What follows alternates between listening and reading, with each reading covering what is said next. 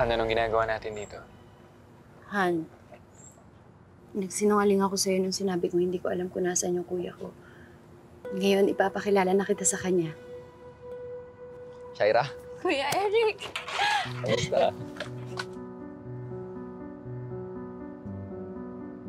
Kung ngayon lang kita nabisita. Shaira, wala kang dapat ihingi ng tawad. Masaya pa nga ako na nandito ka. Nagkakausap tayo ulit. Shaira, pasensya na sa lahat ng mga nangyari ha. Sino siya? Kuya, ito si Jordan, yung fiancé ko. Nagpunta kami dito kasi papakasal na kami. Jordan, Han, yung kuya ko, si Kuya Eric. Nice to meet you. Nice to meet you. Puta.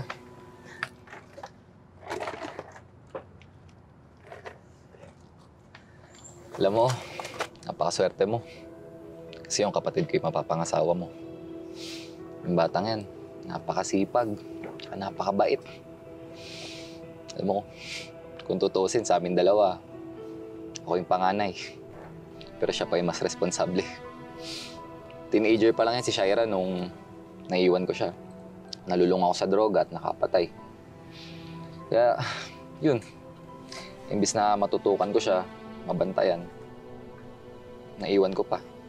Kaya, bunso, sana papatawad mo ako sa lahat na nangyari. Naiwan kita sa ere.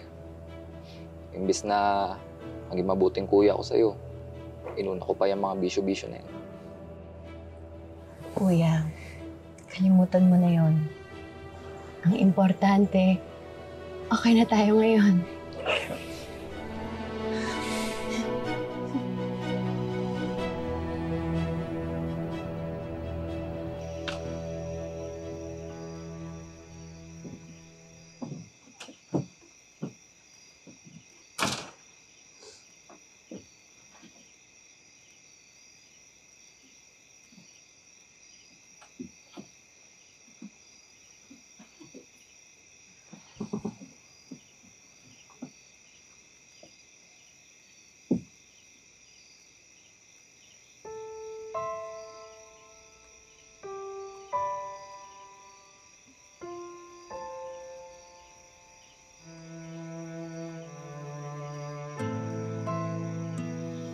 Salamat. Para saan?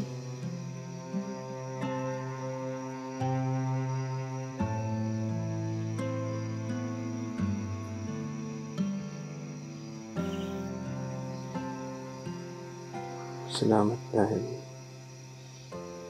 kahit sobrang gago ko, kahit sobrang sama ko sa'yo, minahal mo pa rin ako.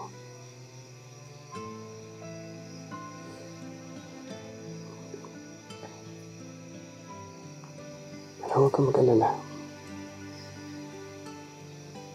Mabawi ako sa'yo. Magiging mabuting asawa ko. At hindi mo pagsisisihan ang pagpili sa akin. At sa kalasal.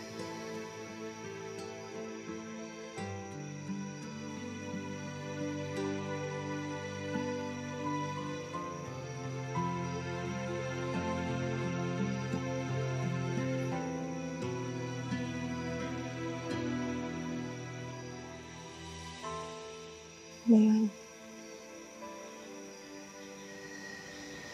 Nung lumako sa buhay ko, hindi ko akalain na maraming magbabago sa akin. Hindi ko akalain na mas magiging masaya ako dito. Nandito ko matatagpuan ang tunay kong pamilya.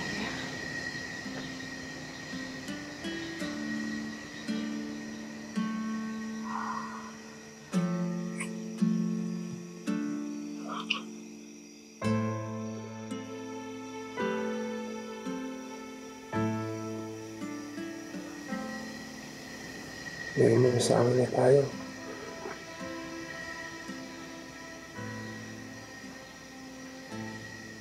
Siguro naman kung pwede tayo magkaroon ng sarili natin, anak.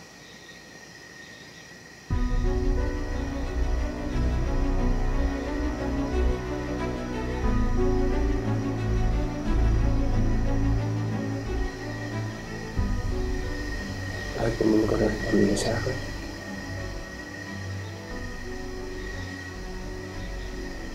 Siyempre, gusto ko.